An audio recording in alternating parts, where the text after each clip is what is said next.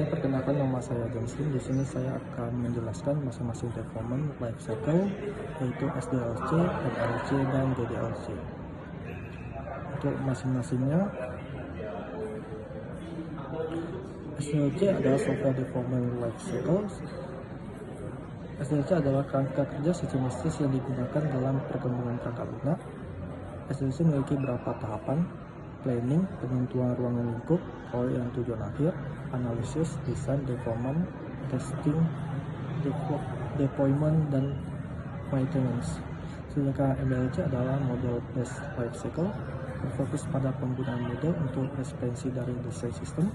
Ini mencakup pendekatan modeling language untuk mendesain, membangun, dan mengelola siklus hidup sistem. Model tanpa mirip dengan SDLC, tetapi lebih menekankan model formal dan representasi visual. Selain GDLC, Game Development Life Cycle, adalah siklus hidup yang digunakan khusus untuk pengembangan permainan game. Production menyusun ide konsep, cerita, dan desain game. Ada production pengembangan aset seperti grafis, suara, serta pengembangan mekanik games. Dan testing, pemeriksaan bug kesalahan desain yang menguji mekanisme gameplay. Launch, merilis game yang untuk bermain. Post-release, memelihara game, memperbaiki bug, dan meluncurkan performa konten.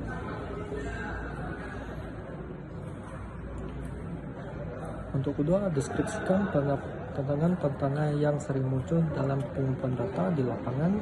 Bagaimana penelitian dapat mengatasi tantangan tersebut untuk memastikan data yang peroleh tetap akurat dan relevan. Tantangan pengumpulan data di lapangan adalah keterbatasan waktu untuk mengumpulkan data yang cukup dapat memberi kualitas penelitian. Penelitian dapat mengatasi ini dengan menggunakan metode pengumpulan data yang efisien, seperti survei online atau wawancara terjadwal. Tersedia akses ke responden yang sudah dijangkau atau tidak bersedia berpartisipasi. Peneliti dapat membangun hubungan atau bekerja sama dengan tokoh lokal atau organisasi untuk memfasilitasi akses. Kualitas data yang tidak konsisten, data yang diperoleh tidak akurat atau bias. Peneliti dapat menggunakan berbagai teknik triangulasi, menggabungkan beberapa metode penggunaan data yang mensertifikasi keakuratan informasi. Kondisi lapangan tidak terkendali, cuaca atau faktor lingkungan lainnya dapat menghambat menggunakan data. Solusi adalah fleksibilitas dan metode pengumpulan data mempersiapkan rencana cadangan. Bias peneliti bisa membawa bias pribadi yang mempengaruhi pengumpulan data dengan menggunakan protokol standar dan pelatihan memadai. Bias dapat diminimalisir.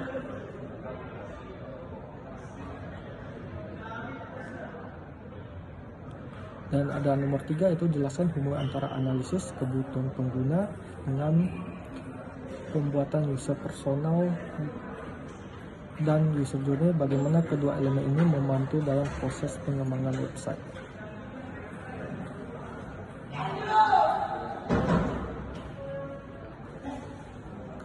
Hubungan antara analisis kebutuhan pengguna dengan pembuatan user personal dan user journey.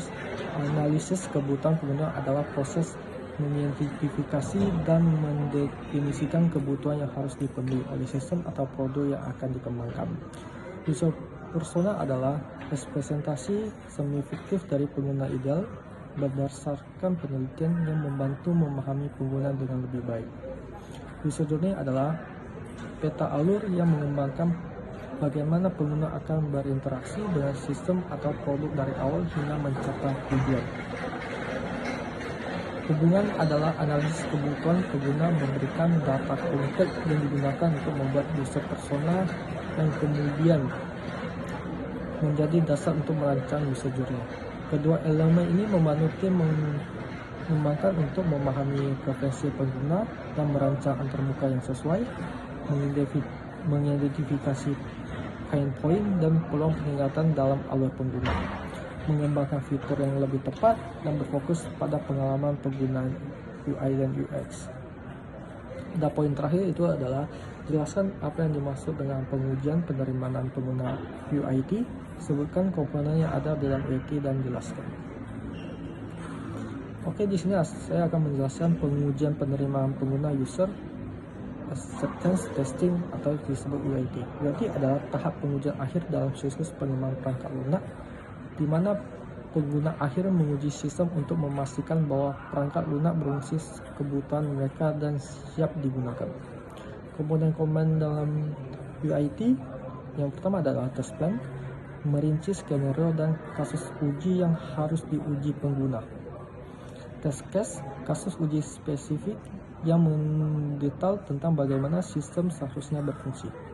Tes data yang diperlukan untuk melakukan pengujian. Acceptance kriteria, standar yang harus dipenuhi untuk menyatakan bahwa perangkat lunak diterima. Feedback and reporting, mencatat hasil tes, masukan dari pengguna serta melaporkan bug atau masalah yang muncul. UIT membantu memastikan bahwa perangkat lunak sesuai dengan kebutuhan bisnis dan berfungsi dengan baik dan lingkungan nyata. Terima kasih. Ini adalah tugas yang saya sampaikan.